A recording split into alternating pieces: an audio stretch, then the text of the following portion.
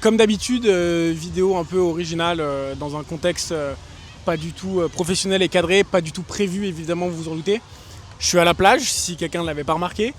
Il y a énormément de gens autour, c'est pas du tout confortable de se filmer à ce moment-là, mais c'est pour ça aussi que je trouve ça intéressant de faire ça.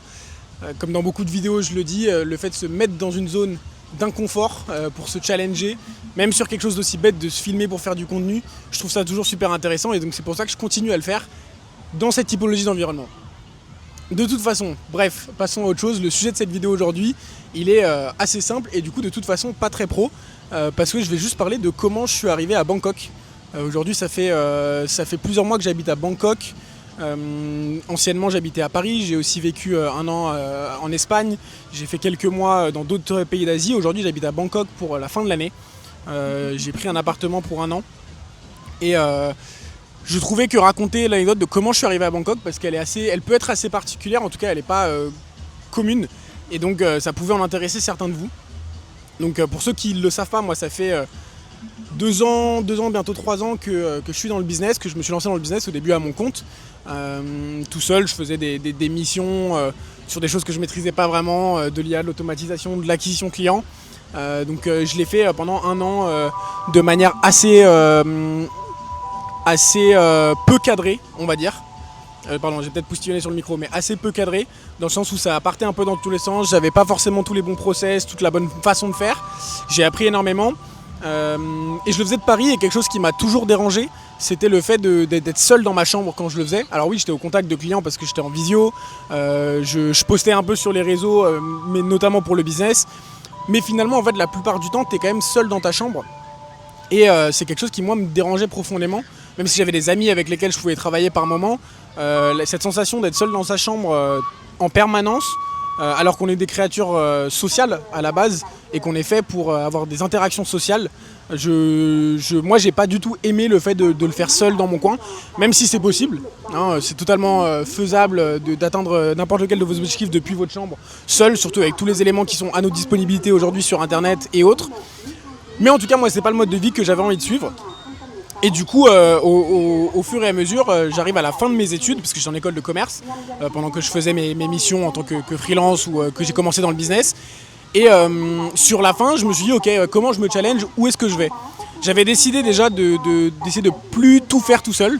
J'avais envie de m'entourer de gens qui étaient meilleurs que moi, qui dans les mêmes domaines que moi, mais qui étaient à des steps avancés, que j'allais pouvoir aider grâce à mes compétences, mais qui allaient aussi m'apprendre plein de choses.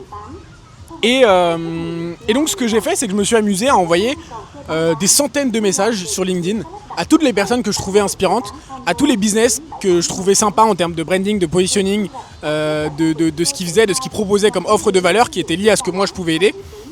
Et je leur ai envoyé des messages en leur disant, voilà, je finis bientôt mes études, je sais faire ça, ça fait tant d'années que je fais ça.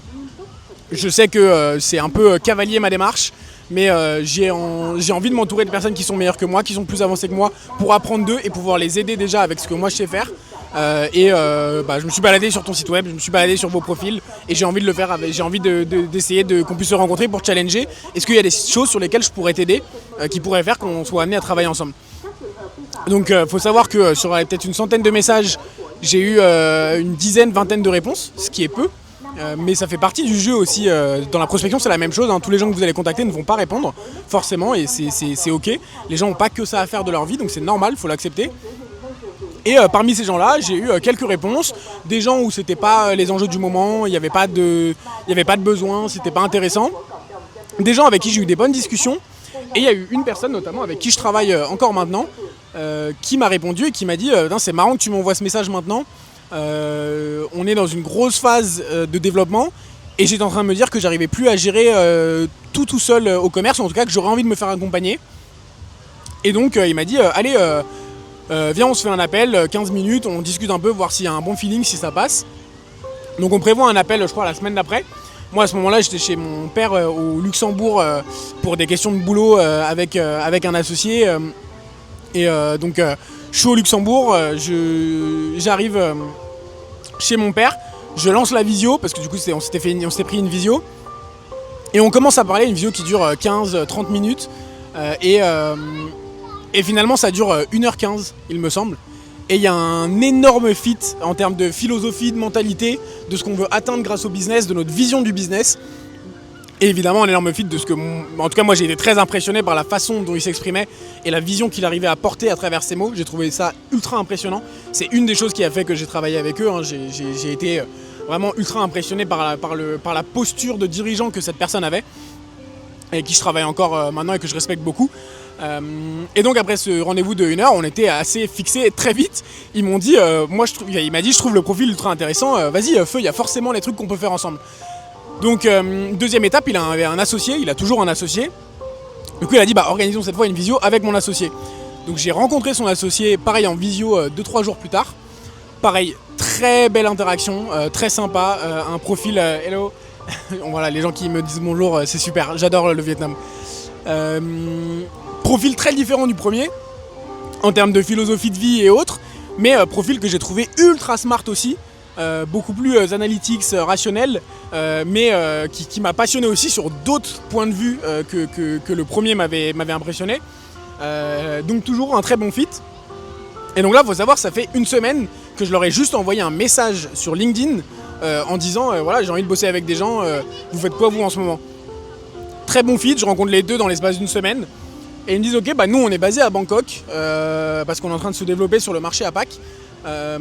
Donc ça serait cool que tu puisses venir pour qu'on puisse onboarder, se rencontrer, etc. Tu vois.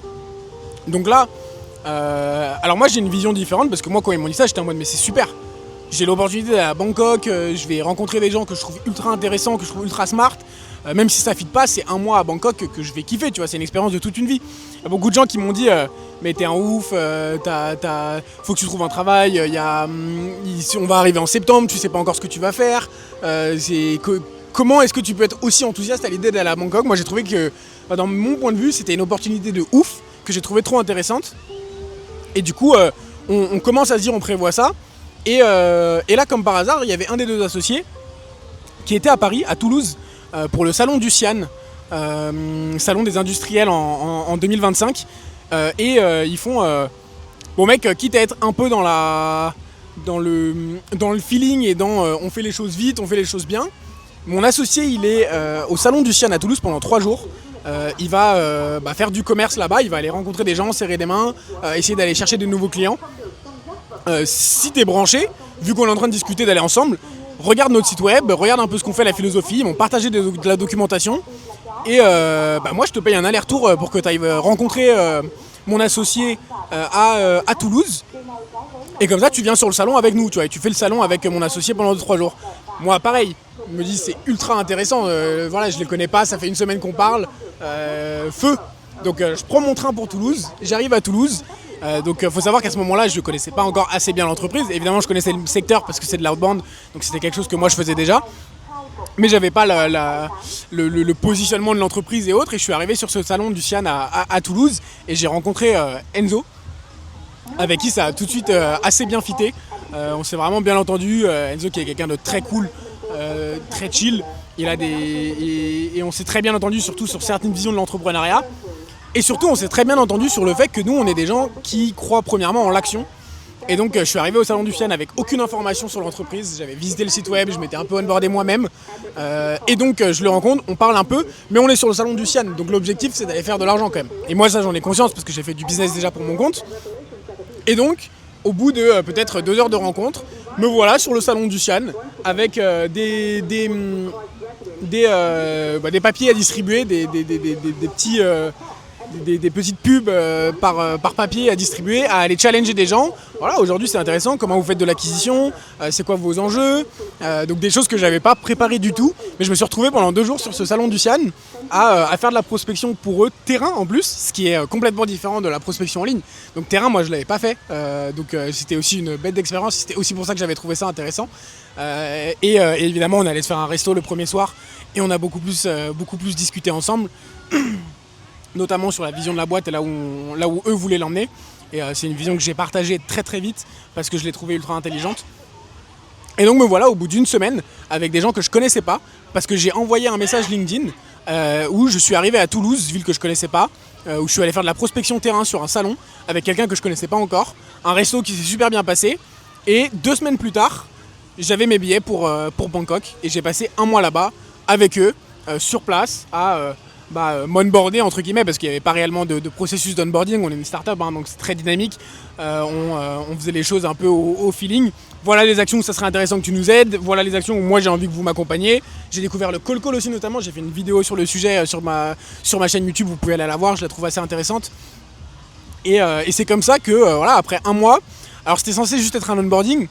Donc RS, je devais rentrer à Paris, on devait challenger. Voilà, peut-être que je serais revenu en Asie 2-3 fois par an pour être avec eux, pour qu'on puisse avancer ensemble sur les sujets. Mais c'était libre à moi de travailler en distanciel.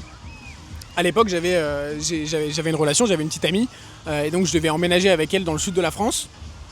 Et en fait, ce mois à Bangkok nous a fait réaliser que potentiellement la relation n'était pas, en tout cas pour elle comme pour moi, les choses qu'on attendait maintenant. Donc ça a été une séparation juste quand je suis rentré de Bangkok. Et du coup, je me suis dit, bon bah j'ai plus rien qui me retient en France. Alors, j'adore la France, même si y a des choses avec lesquelles je suis pas aligné en termes de mentalité, ce qui est aussi le cas d'ailleurs en Asie, hein. Mais j'ai plus de ma relation avec qui je devais habiter à un endroit ou qui m'oblige à rester là. J'ai ma famille que j'aime beaucoup et avec qui je suis beaucoup en contact, mais j'ai pas besoin de les voir tout le temps pour me sentir proche d'eux. Et du coup, je me suis retrouvé à prendre l'avion 3-4 semaines plus tard, après être rentré, et à emménager directement à Bangkok avec des gens que je connaissais depuis à peine un mois et demi, à travailler pour eux, à faire du 12, 15, 18 heures par jour par moment, parce qu'on est un peu tous des bourreaux de travail.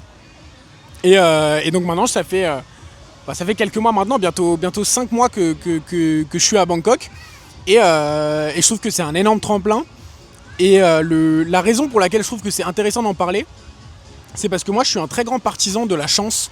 J'aime bien dire que j'ai énormément de chance, et je pense toujours que c'est le cas. Mais je pense qu'il y a aussi un côté que les gens voient pas, où je pense qu'on est aussi capable de la provoquer, sa chance. C'est-à-dire que moi ça fait déjà 2 ans que je faisais du business en ligne, que j'apprenais, que je faisais des erreurs, que je tombais, que je me relevais, tous les trucs que vous pouvez entendre partout. Mais ça faisait 2 ans que je travaillais à mon compte, que j'essayais des choses, et que du coup je me mettais dans une position où c'était plus facile pour moi d'avoir des opportunités, parce que j'évoluais dans ce monde-là, parce que je me mettais hors de ma zone de confort. Et la chance que j'ai eue de rencontrer Vincent et Enzo, elle n'est pas juste comme ça. Ils m'ont pas fait confiance juste parce que j'ai envoyé le message. Il y avait du contenu sur LinkedIn qui montrait ma pertinence sur ces sujets. Il y avait du contenu sur YouTube. Il y avait des exemples de clients que j'avais accompagnés sur certaines thématiques. Je m'étais mis devant la caméra déjà avant. Et j'avais envoyé des centaines de messages. C'est-à-dire que c'est parmi 100 la chance. Évidemment, j'ai eu énormément de chance. Et je pense qu'il y a toujours cette notion de chance partout, notamment dans l'entrepreneuriat. Chance et timing. Mais j'ai aussi multiplié les opportunités que la chance tombe à un moment. Et donc je pense qu'il faut évidemment croire en sa chance et croire en sa bonne étoile, mais c'est aussi intéressant de mettre toutes les opportunités de son côté en faisant les efforts pour se mettre dans des situations qui font qu'on a l'accès à cette chance et à ces opportunités. Voilà, ça c'était le petit message de la fin que je trouvais intéressant, et la raison surtout pour laquelle je voulais parler de mon arrivée à Bangkok, même si en vrai l'idée m'a été forcée par quelqu'un que je connais. En tout cas, j'espère que la vidéo vous a plu, et moi je vous dis à très vite pour une prochaine.